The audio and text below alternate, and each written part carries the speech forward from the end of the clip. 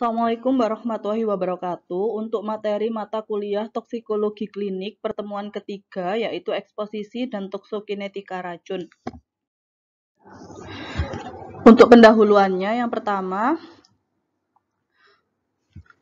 di dalam eksposisi dan toksokinetika racun ini nanti kita akan membahas tentang urutan paparan bahan kimia dan efek buruk yang ditimbulkan. Nah, berdasarkan urutan paparan bahan kimia dan efek buruk yang ditimbulkan, itu dia dibagi menjadi dua. Yang pertama adalah toksokinetika dan yang kedua adalah toksodinamika. Toksokinetika berasal dari kata toksik dan kinetik. Toksik itu kemarin kan racun, kemudian kalau kinetik itu kan pergerakan ya, bergerak. Berarti pergerakan toksokinetika ini mempelajari tentang pergerakan racun. Nah, di sini toksokinetika itu juga diartikan sebagai penyampaian senyawa ke tempat kerjanya, berarti perjalanan senyawa racun tersebut ke tempat kerjanya. Tempat kerja yang dimaksud di sini bisa organ atau jaringan tertentu. Kemudian yang kedua toksodinamika. Nah, ini berasal dari kata toksik dan dinamik. Toksik kan racun, kemudian dinamik ini juga bergerak. Tapi kalau kinetik itu kan pergerakan yang disertai dengan arah, kalau dinamik ini disertai dengan perubahan. Nah, yang membedakan di sini antara toksokinetik dan toksodinamik, kalau toksodinamik itu diartikan sebagai respon di tempat aksi senyawa tersebut. Kalau dia sudah mengalami perjalanan secara kinetik, kemudian suatu xenobiotik tersebut mencapai organ yang dituju, kemudian pada saat dia mencapai organ, kemudian dia mengalami perubahan tertentu pada organ, nah itu disebut dengan efek toksodinamik. Kemudian di sini ada kaitan toksokinetik dan toksodinamik. Yang pertama adalah dosis paparan, ya, dosis paparan xenobiotik yang masuk ke dalam tubuh, kemudian dia langsung mengalami fase atau proses toksokinetik. Nah, di mana proses toksokinetik ini dibagi menjadi 4, yaitu absorpsi, distribusi, biotransformasi, sama eliminasi. Kemudian setelah dia mengalami proses toksokinetik, kemudian racun tersebut mencapai atau sampai di senyawa tempat targetnya di organ tertentu. Nah, setelah sampai di organ tertentu, maka dia akan mengalami proses toksodinamik. Toksodinamik ini tadi prosesnya meliputi ikatan dengan protein dan perubahan secara seluler. Apabila dia mengalami ikatan dengan protein dengan jaringan atau organ tertentu, maka kan senyawa tersebut akan menyebabkan perubahan fungsi kerja daripada organ atau jaringan tertentu, sehingga dia akan menunjukkan adanya efek toksik pada jaringan atau organ tertentu. Kemudian tujuan dari pembelajaran pada pertemuan ketiga ini adalah yang pertama memahami proses absorpsi, distribusi, biotransformasi, dan ekskresi racun sehingga ATLM dapat menentukan sampel yang harus diambil untuk menemukan penyebab kasus keracunan. Kemudian tujuan yang ketiga adalah untuk mengetahui akibat dari senyawa toksik pada kasus keracunan sehingga dapat digunakan sebagai data pendukung penegakan diagnosis. Nah, ini adalah rangkaian fase kerja toksik. Setelah tadi kita melihat gambaran secara umum kaitan antara toksokinetika dan toksodinamika, di sini ada rangkaian fase kerja toksik yang secara lebih detail. Di sini berdasarkan interaksi xenobiotik dengan organisme hidup, yakni ditinjau dari aspek kerja xenobiotik pada organisme hidup dan reaksi beserta efek samping yang ditimbulkan, maka di sini dapat digambarkan pada diagram. Yang pertama fase eksposisi. Fase eksposisi ini adalah dia bertemunya xenobiotik dengan organ tubuh dari makhluk hidup. Jadi fase eksposisi di sini meliputi kontak atau penggunaan, ya kontak atau penggunaan. Kontak itu berupa sentuhan atau penggunaan secara oral atau secara injeksi dan lain sebagainya, itu merupakan fase eksposisi. Kemudian setelah dia mengalami fase eksposisi, dia akan masuk ke dalam tubuh atau terabsorpsi terlebih dahulu, kemudian baru dia terdistribusi. Jadi pertama kan dia menyentuh dulu, bertemu dulu. Eksposisi ini pertemuan xenobiotik dengan organ tubuh, kemudian dia mengalami absorpsi. Setelah mengalami absorpsi, dia didistribusikan ke dalam tubuh melalui peredaran darah, kemudian dia akan menuju ke organ tubuh tertentu. Kalau dia sudah sampai di organ tubuh tertentu, maka dia akan mengalami fase toksodinamik. Nah, untuk fase toksodinamik ini akan kita bahas di pertemuan selanjutnya. Fase eksposisi. Fase eksposisi didefinisikan sebagai fase kontak atau paparan xenobiotik pada organisme. Paparan xenobiotik dapat terjadi melalui kulit, melalui oral, saluran pernafasan, atau dapat juga melalui injeksi. Gambaran fase eksposisi ini dapat digambarkan sebagai berikut. Objek yang terpapar xenobiotik, maka dia akan muncul efek toksik.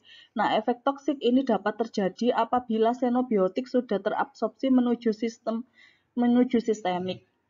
Kemudian fase eksposisi ini dipengaruhi oleh laju absorpsi saat kontak, lamanya kontak, dan jenis bahan farmasetik atau bahan tambahan obat yang digunakan. Eksposisi xenobiotik pada membran biologi.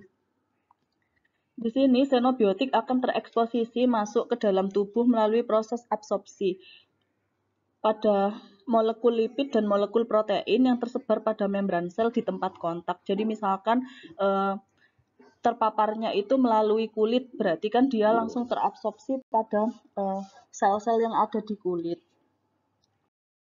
Kemudian ini contohnya kalau dia proses eksposisi xenobiotik melalui kulit ya, dia akan menembus terabsorpsi ke dalam permukaan kulit, kemudian dia akan terdistribusi melalui pembuluh darah yang ada pada kulit, sehingga dia akan menyebar ke seluruh tubuh menuju organ target. Nah, ini eksposisi juga dapat melalui inhalasi. Kalau inhalasi kan berarti lewat pernafasan yang melalui hidung kemudian menuju paru-paru. Biasanya yang eksposisi melalui inhalasi ini efeknya itu akan lebih cepat karena kalau dia masuk paru-paru kan dia akan mengalami difusi di alveolus sehingga dia akan cepat terbawa peredaran darah menuju otak. Kemudian ini eksposisi xenobiotik melalui pencernaan. Nah, kalau melalui pencernaan berarti kan masuknya lewat oral ya. Oral kemudian masuk ke dalam sistem pencernaan, masuk ke dalam usus halus, kemudian diserap dan terbawa oleh peredaran darah.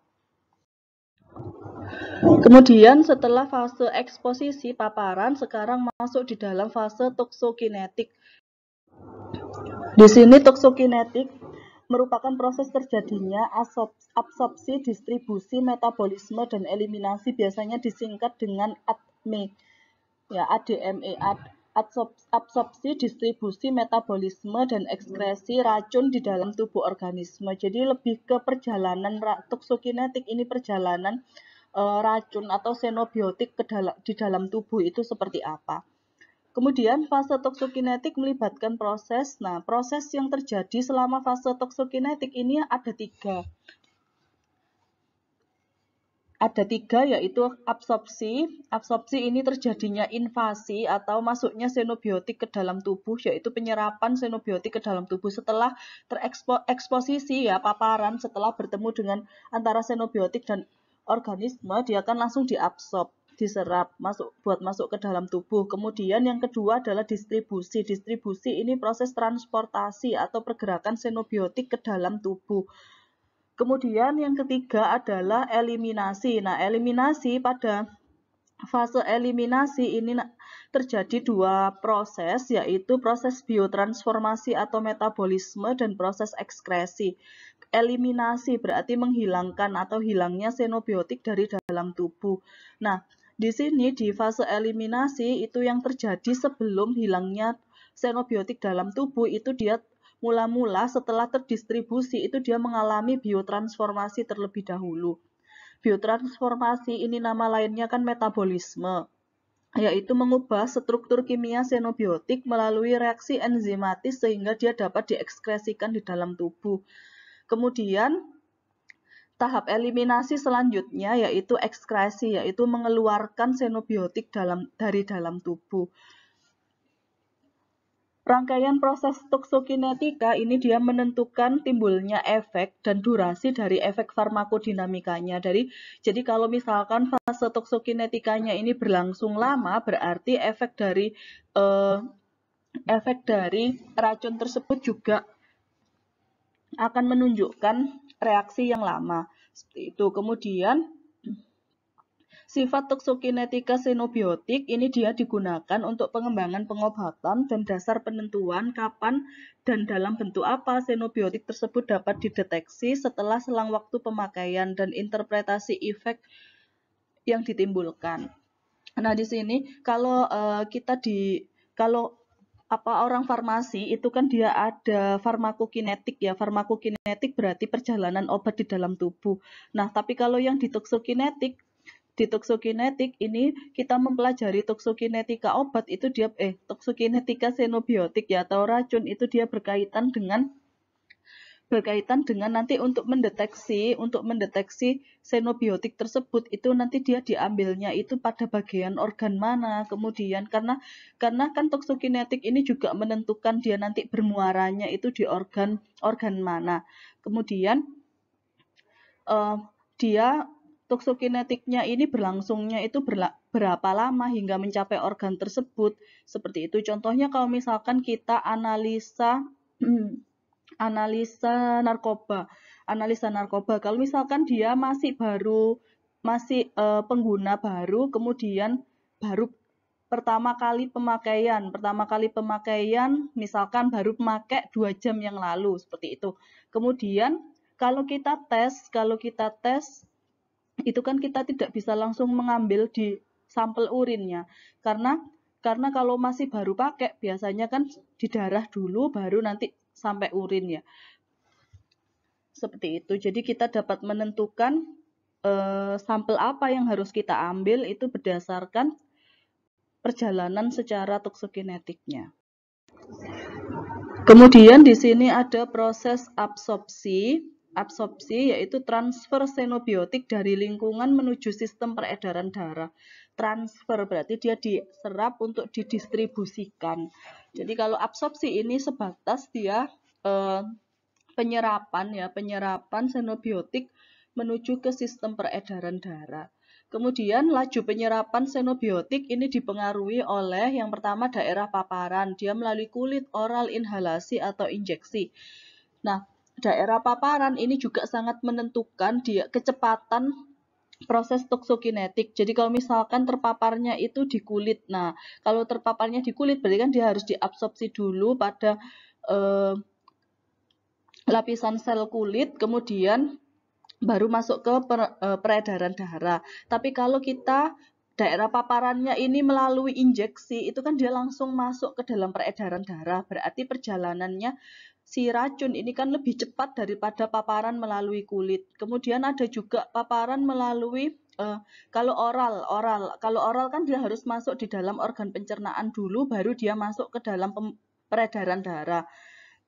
Berarti dia kan lebih lama lagi daripada paparan secara inhalasi. Kalau inhalasi kan dia terhirup, kemudian masuk alveolus, masuk peredaran darah, kemudian dia lebih cepat sampai di otak, sehingga respon dari xenobiotik juga akan lebih cepat terlihat gitu. Kemudian daerah paparan ini biasanya kalau misalkan di dalam kasus penyalahgunaan narkoba itu kan ada beberapa narkoba itu yang dia diinjeksikan, ada juga yang dia diinhalasi ya, dicampur sama rokok kemudian dihisap itu. Nah, di sini terlihat bahwa kalau pakai injeksi itu reaksinya itu kan berlangsung lebih cepat daripada oral, sehingga beberapa itu memang memilih injeksi dengan tujuan efek euforia yang ditimbulkan itu lebih cepat. Kemudian injeksi ini tapi kan dia beresiko juga sehingga ada beberapa yang dia mengalihkan ke metode inhalasi. Jadi memasukkan si narkobanya ini dengan dicampur sama rokok. Nah, kalau inhalasi ini kan tadi dia masuk ke dari hidung ke paru-paru, kemudian alveolus ke peredaran darah. Kalau di alveolus kan peredaran darahnya cepat ya menuju ke otak, sehingga efek euforia yang ditimbulkan itu juga lebih cepat. Karena kan kalau golongan narkotika psikotropika kan kerjanya itu di sistem saraf pusat ya. Dia berkaitan sama hormon-hormon di sistem saraf, sehingga dia pengaruhnya juga akan lebih besar apabila dia dimasukkan atau dia paparannya itu lewat inhalasi.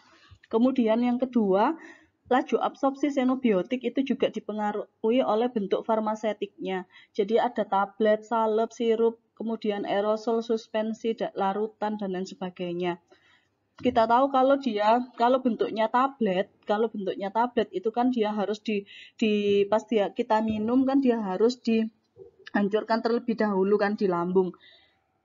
Tentu saja dia ini proses absorpsinya lebih cepat kalau dalam bentuk larutan. Kalau larutan kan dia sudah dalam bentuk larutan, sehingga dia tidak perlu memecah molekul-molekul tabletnya ini. Seperti kasus pada tablet, harus dipecah dulu molekulnya menjadi yang lebih sederhana agar dapat diserap di peredaran darah.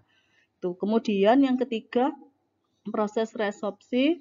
Yang keempat, sifat fisikokimia xenobiotik. Sifat fisikokimia ini berkaitan sama polaritas ya, dia sifatnya polar atau non-polar. Kemudian yang kelima, dia berkaitan sama konsentrasi xenobiotik atau dosis xenobiotik.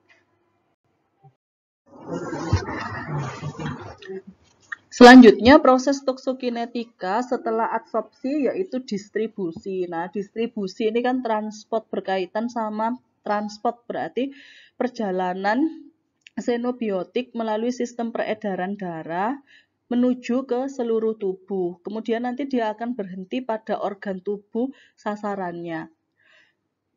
Proses distribusi dibagi menjadi dua, yaitu dapat berlangsung secara konveksi atau dapat berlangsung secara difusi. Kalau konveksi ini lebih ke transport xenobiotik bersama peredaran darah secara intra dan interorgan. Tapi kalau difusi itu difusi xenobiotik ini terjadinya di dalam sel atau jaringan, jadi ekstra dan intraseluler. Kemudian difusi xenobiotik ini dapat berlangsung melalui, kan tadi dia difusi ya. Kalau difusi itu kan berlangsungnya melalui membran biologi, membran sel atau jaringan, sehingga di sini dia ada berbagai macam proses difusi yang dapat berlangsung, yaitu bisa difusi pasif, difusi aktif, atau melalui poren. Poren ini kan lubang-lubang pada dinding sel atau porus ya. Kemudian beberapa faktor yang mempengaruhi distribusi, ada faktor biologis dan faktor sifat molekul xenobiotik. Nah, di sini distribusi itu dipengaruhi faktor biologis, contohnya adalah seperti aliran darah dari organ ke jaringan. Laju aliran darah ya, kecepatan aliran darah. Nah, biasanya kalau dia di sini laju aliran darah itu kan juga berkaitan dengan pembuluh darah kita ya. Kalau pembuluh darahnya itu tersumbat atau banyak mengandung lemak jenuhnya, nah itu kan lajunya kan jadi diameternya jadi kecil pembuluh darahnya. Kalau diameter pembuluh darah itu semakin kecil, maka laju aliran darahnya kan semakin cepat. Itu juga mempengaruhi perjalanan proses distribusi. Kalau laju aliran darahnya semakin cepat kan semakin gampang atau efek toksik yang ditimbulkan kan juga semakin cepat. Maka dari itu kalau orang-orang yang darah tinggi itu kan dia kebanyakan kan darah tinggi itu tekanan darahnya yang tinggi ini kan akibat dari pembuluh darahnya itu kan yang tersumbat ya.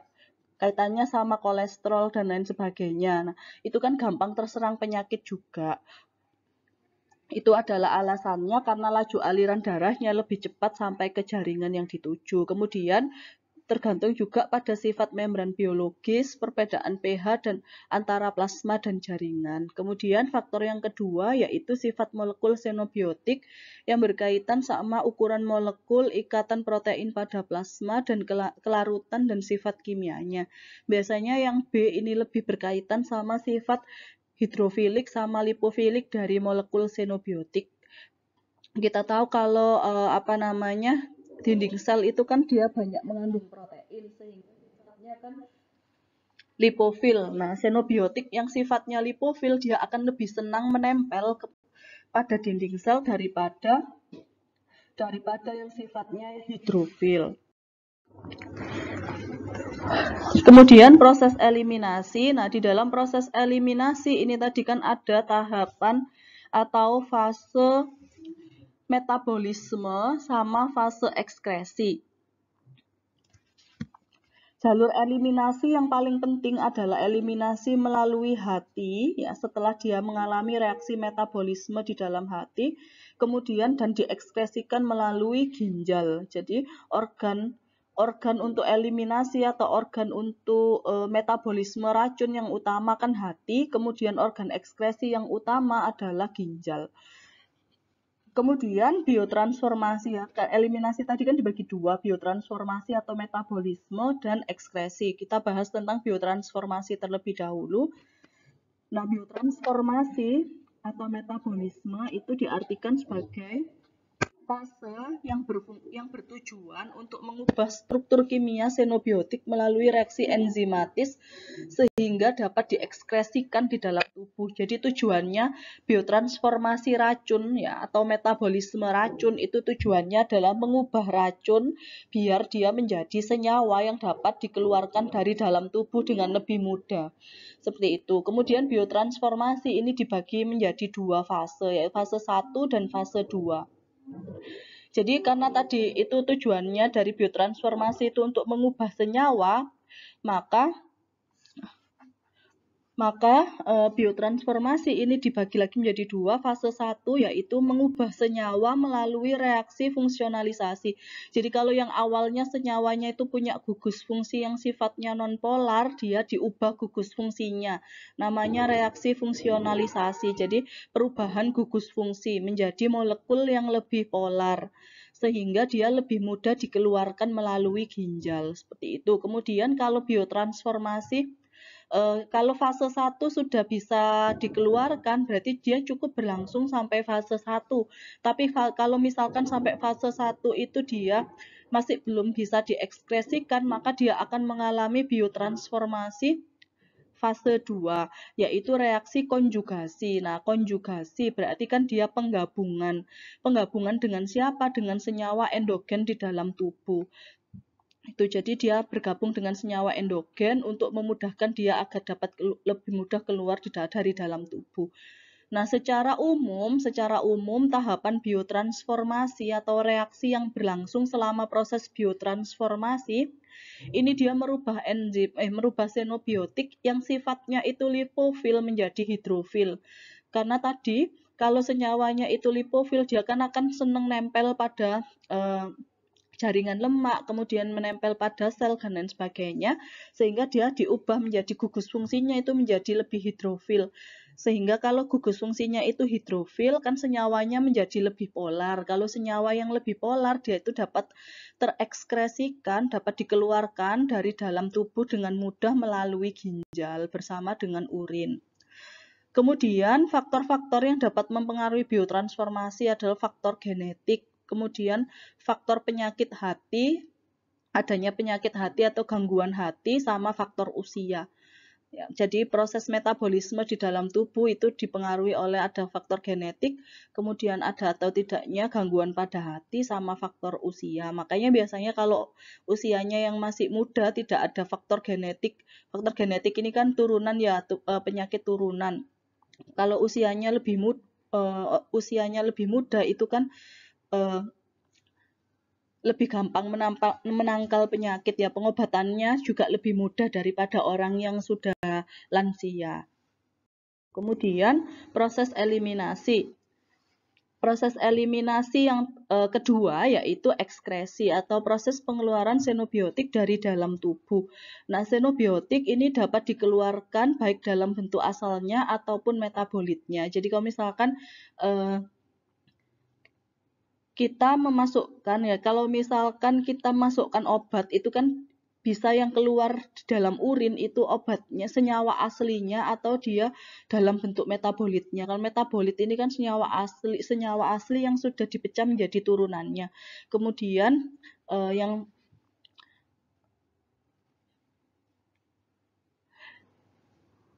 yang terpakai atau yang berfungsi atau berperan pada kinerja organ tertentu dia akan bereaksi, tapi yang dia tidak berperan atau dia senyawa turunan yang hasil sampingnya itu dia akan keluar sebagai metabolitnya.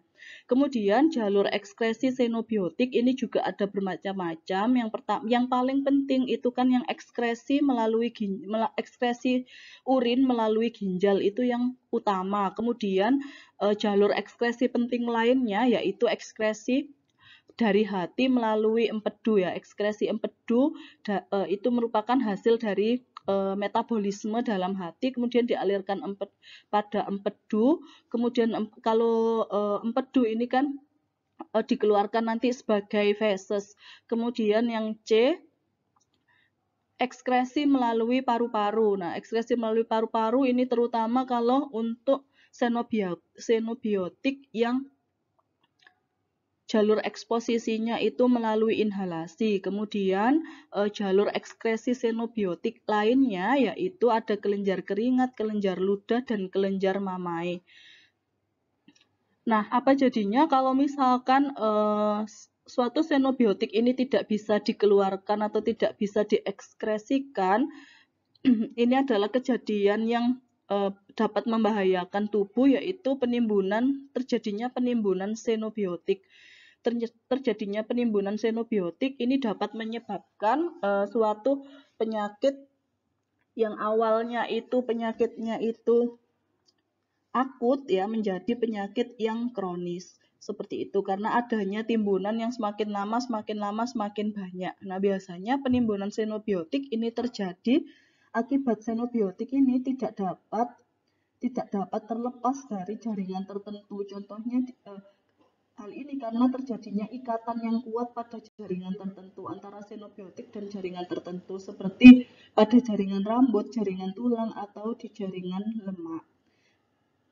Sehingga biasanya xenobiotik ini kebanyakan xenobiotik itu ikatannya pada suatu jaringan itu dia tidak ikatan yang begitu kuat atau ikatan protein dengan xenobiotik ini ikatannya sifatnya itu reversibel atau bolak-balik sehingga dia mudah diputus, tidak sampai terjadi ikatan kovalen. Nah, karena kalau misalkan dia sampai terjadi ikatan kovalen itu kan susah ya untuk didetoksifikasi, untuk dikeluarkan sehingga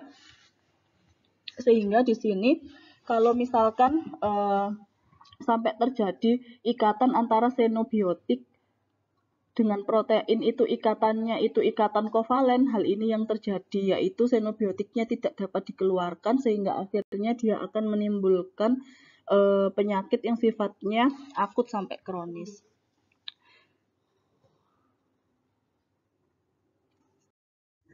Kemudian untuk tugas di sini dikumpulkan pada minggu ke-7.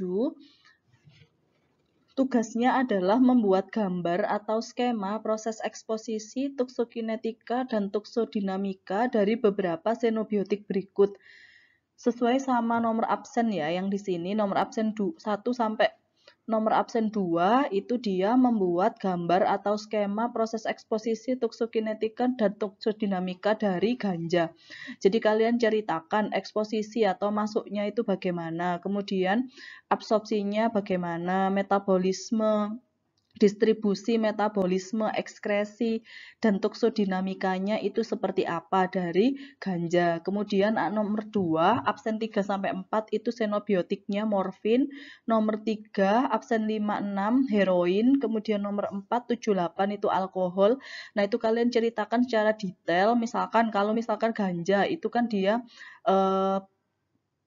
bentuk xenobiotiknya seperti apa. Kemudian proses eksposisinya itu melalui kulit atau melalui inhalasi atau melalui oral. Nah, itu kalian ceritakan. Kemudian toksokinetikanya, dia kalau sudah masuk ke dalam tubuh itu dia akan terbawa oleh peredaran darah menuju organ mana targetnya.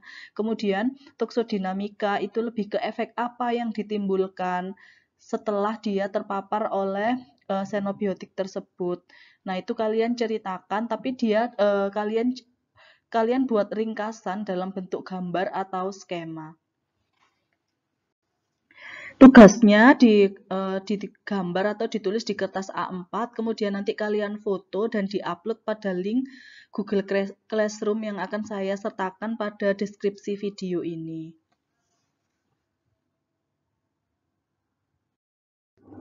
Oke, sekian untuk penjelasan materi tentang eksposisi dan toksokinetika. Apabila ada yang mau ditanyakan, silakan ditanyakan di grup. Akhir kata, Assalamualaikum warahmatullahi wabarakatuh.